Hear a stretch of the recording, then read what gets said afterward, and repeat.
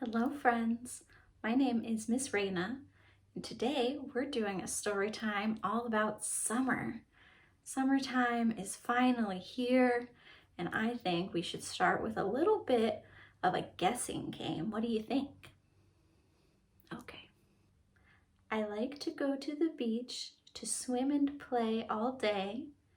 I dig in the sand and take a walk. I like to stay and stay. There's so many things to see there.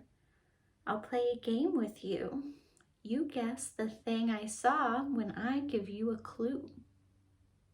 This shines in the sky at the beach. What do you think that is? If you guessed the sun, then you are correct. It shines in the sky. You wear these on your eyes at the beach because it's so sunny. What might that be? Did you guess sunglasses? Then you're right. A pair of sunglasses will help protect your eyes from the sun. This is fun to throw and play with at the beach. What might this be?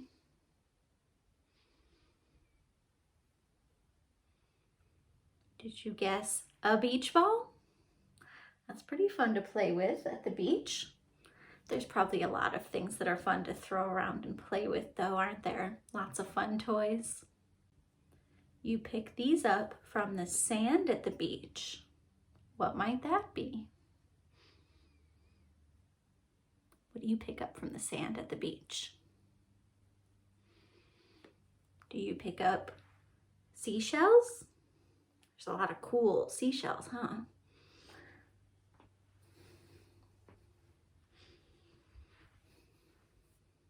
This has flippers and crawls across the sand to swim in the ocean. What could that be? Did you guess a sea turtle? They do crawl across the beach, don't they, sometimes to get back to the ocean. This also swims in the ocean at the beach, and it has 5 arms. What has 5 arms?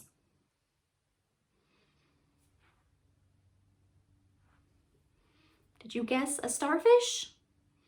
They're pretty cool looking, and you can find them at the beach sometimes too. Look at all the amazing things that are at the beach. I sure wish I was at the beach too right now. What about you? Do you like going to the beach? It's a pretty fun summer activity, but there's a lot of stuff to do during the summer, isn't there? Now let's read a book about summer. This is Natsume's Song of Summer by Robert Paul Weston and Misa Saburi.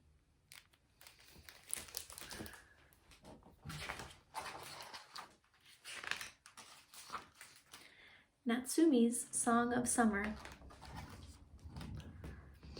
In lotus season, with petals on every pond, Natsume was born. That was how she got her name. It means the sea in summer. She loved everything about summertime: swimming, running on soft grass, the sun, the heat, the cool bursts of plum rain, heavy and sweet. But what she loved most were summer's insects, gleaming, crawling, fluttering. With their songs and bright bodies, the air itself came to life. There were butterflies with their striped and spotted wings, and the sudden sparks of fireflies, and honeybees fizzing flower to flower.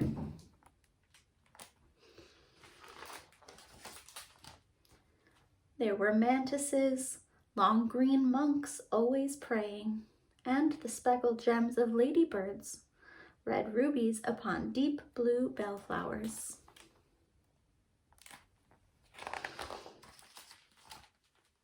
But nothing could beat the chirrup of cicadas. Her mother would say, Summer has not yet begun until their song fills the air.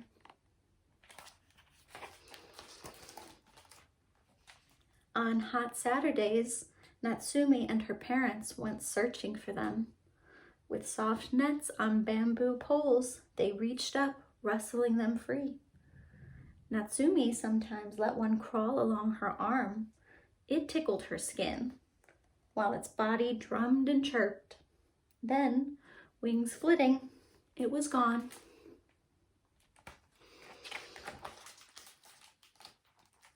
Natsumi's birthday would soon arrive, and this year it would be special. Someone would come to visit from the far side of the sea. It was her cousin, a girl named Jill, but someone who was a stranger. Although they were related, the two girls had never met.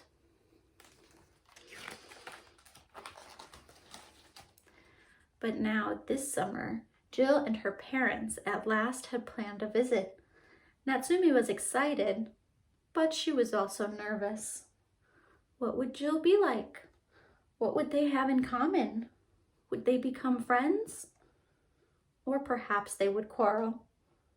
There was no way of knowing.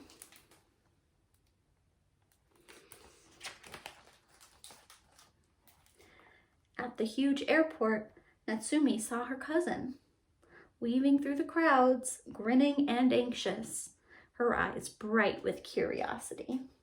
"Show me everything," Jill said, her voice like a bell. "Everything there is." "Everything?" asked Natsumi. Where would she even begin?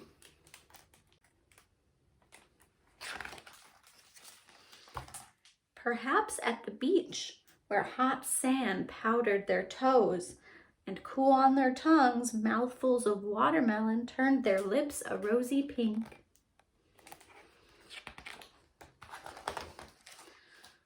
Or at the Obon festival, where together they danced, hands waving, giving thanks to the spirits of their countless ancestors.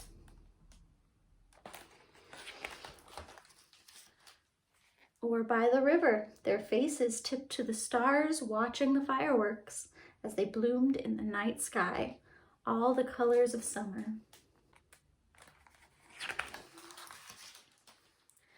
Everywhere they went, Jill squinted into the trees, listening closely, and asking the same question. What is all that biz-buzzing?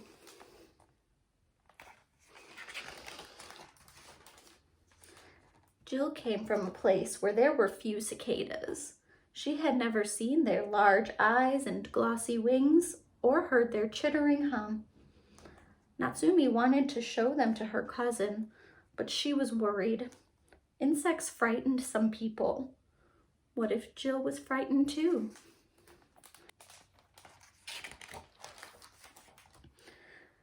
Natsumi's birthday arrived with a bright blue sky, but Jill still squinted into the treetop shadows where hidden cicadas thrummed.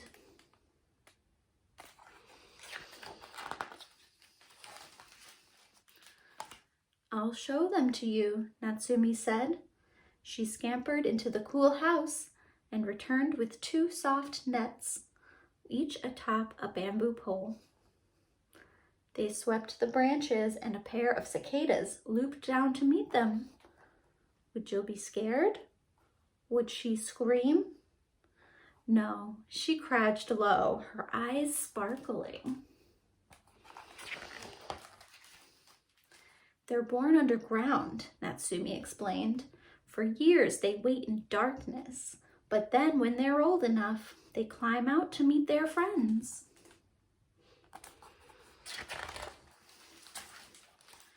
"Just like us," said Jill, "waiting and waiting, and now we finally met."